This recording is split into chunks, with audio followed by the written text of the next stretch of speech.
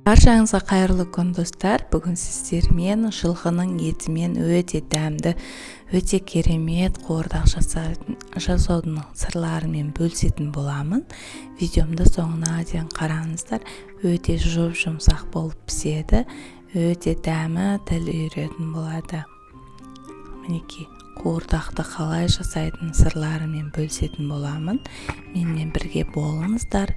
Видеомды соңына дейін қараңыздар. Ал кеттік. Алдымен етімізді жақсылап, мінекей ет, бауыр, қара бауыр, талақты барлығын қосатын боламыз. Және сәбізімізді, картопымызды, пиязымызды қосатын боламыз. Етімізді алдымен жақсылап турап алатын боламыз. Өте жұмсақ болып піседі. Сіздер де дәл мен видеома қарап жасап көрсеңіздер болады. Мінекей барлығын осылай ұсақтап турап аламыз. Жылқының етінен қуырдақ өте дәмді болып шығады. Мінекей барлығын осылай турап алатын боламыз.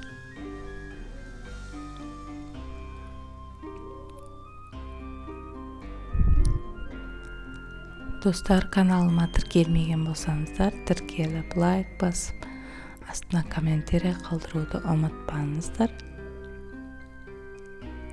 Және қазақша контентті қолдап,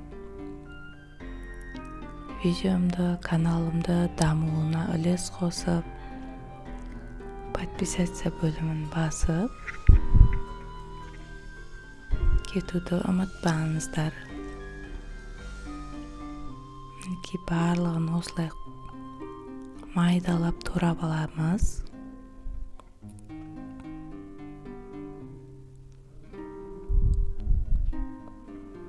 Жылқының еті өте денсаулыққа пайдалы, әрі қыстың күні асып жесең, қуырдақ қылып жесең өте дәмді, әрі денедегі суықтың бәрін кетіретін болады.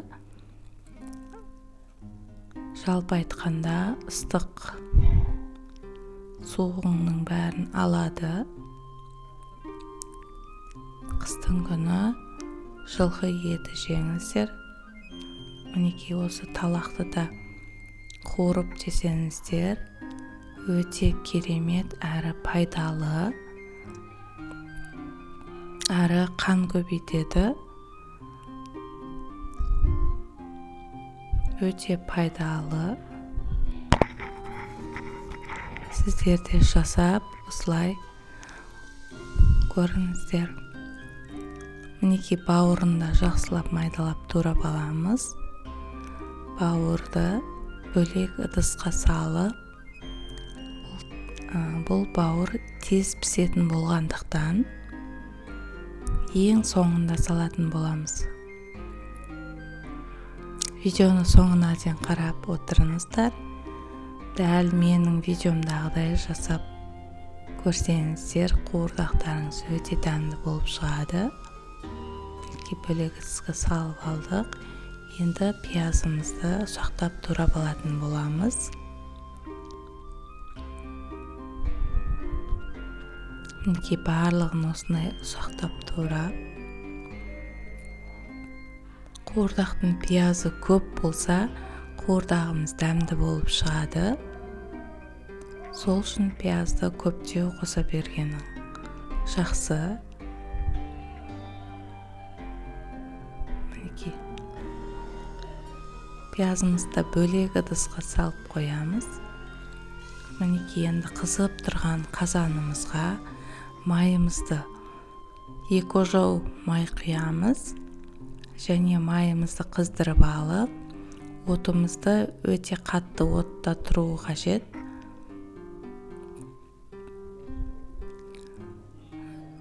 Отымыз жоғары болу қажет. Және етімізді салып, жақсылап қуырып алатын боламыз.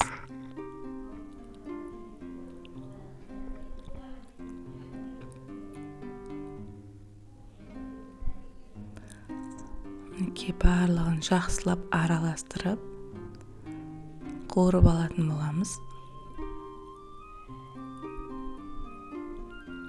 Өте керемет болып шығады. Қақпағын жауып 5 минутқа жауып қоямыз. Мінекей су шығып өте керемет болып шықты.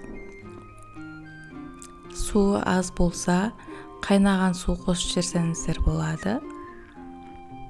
Мінекей дәмдеуіштерін қара бұрыш, қызыл бұрыш өздеріңіздің қалауыңыз бойынша паприка қосып жасасаңыздар өте керемет болып шығады.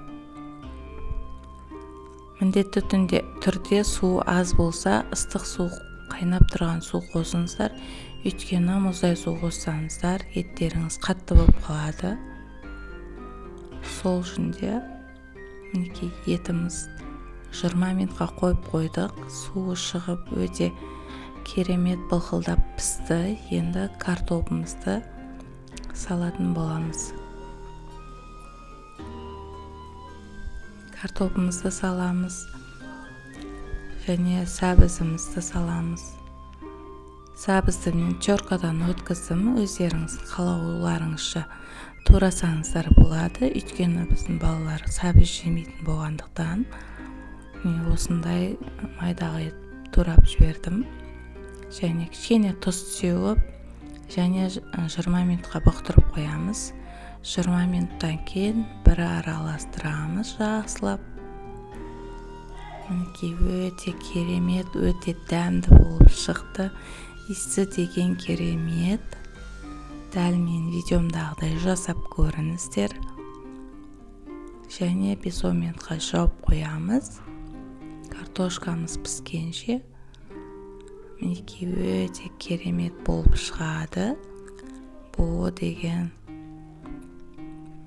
Және үстіне бауырымызды салып, бауыр тез пісетін болғандықтан ең соңында салатын боламыз. Және кішкене тұз сеуіп жібереміз.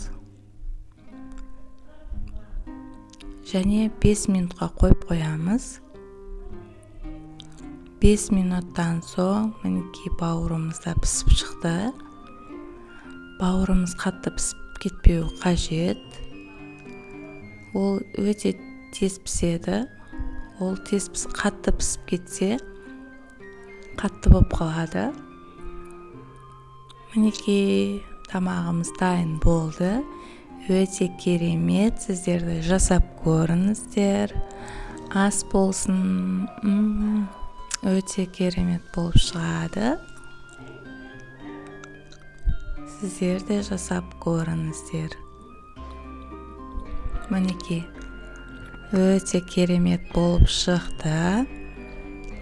Бетіне пияз қойып, көкөністер қойып жіберсеңіздер болады. Арнама тіркеліп, лайк басып, қоңыраушаны басуды ұмытпаңыздар.